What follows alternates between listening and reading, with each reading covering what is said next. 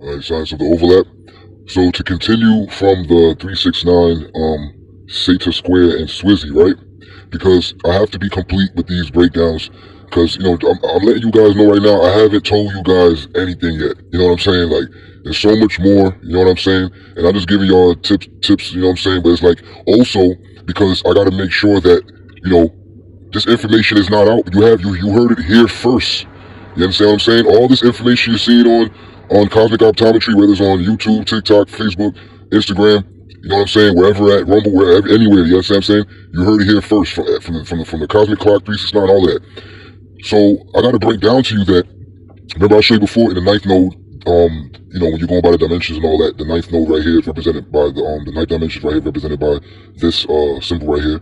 This is the Swizzy, we're gonna call it the Swizzy, and then we have right here at the sixth node right here, the sixth level right here, we have the hexagram. You understand what I'm saying? So to make it clear, you understand what I'm saying? Somebody might say, oh, this is Saturn, this is blah blah blah, this is whatever, and both represent the black sun.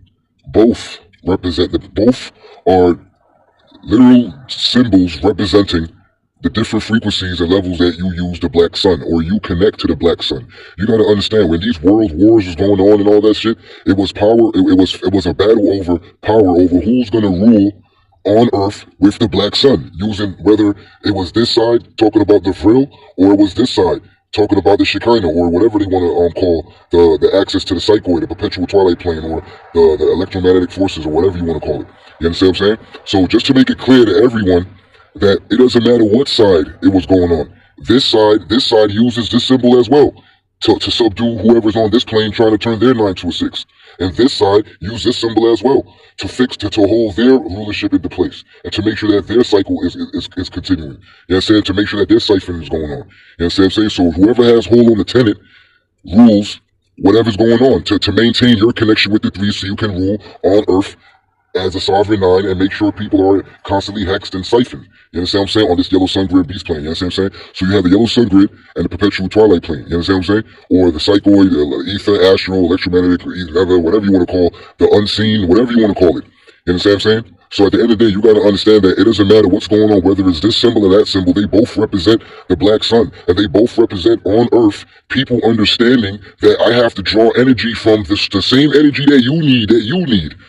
You understand what I'm saying? That's why I said this is about the world war, but it's also about the world war, your world. You understand what I'm saying? When you got people trying to siphon and hex you and keep you in servitude, you know what I'm saying, and create event horizons around you where you're always being siphoned and drained and all that, but you have to know how to be electric and make your momentum and, spin you and wither-shin your way out of that situation. Because on this plane is a constant struggle between your sovereignty and your servitude. So you have to maintain your connection with the 3. You know what I'm saying? Or the perpetual eclipse, because it's not really a black sun. You know what I'm saying? The black suns that each of these groups were trying to access is really just a perpetual eclipse, perpetual alignment on the perpetual twilight plane. You understand what I'm saying? So you got to understand that these higher ups, they don't just use these symbols for no reason. You understand what I'm saying? And they don't just shun other symbols and big up other symbols for other reasons. They understand that if you understood that Hitler didn't just use it because it was cool.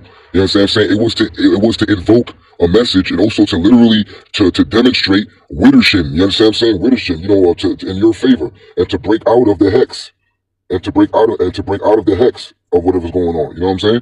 So you got to understand it's about whoever rules this yellow sun grid got to hold the tenet and connection to the Vril, or the Shekinah, or the perpetual twilight plane, or God, or whatever you want to call it. You understand what I'm saying? And whoever's going to be the 9 on Earth, and whoever's going to play the role of the 6. But also remember, the people that want you to play the role of the 6 might use the symbol of the 6 right in your face, because they're letting you know this is what we about.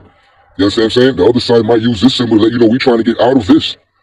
But remember, 6 and 9 is the same on this plane. You got to make sure that you maintain your 9 so it doesn't become a 6. You got to maintain your connection with the 3 and hold the tenet. You know what I'm saying? This is not just psychological warfare tactic for world war. This is for the world, for your own world, your life. You know what I'm saying? Science of the overlap, www.offerc, whatever, right here, OF.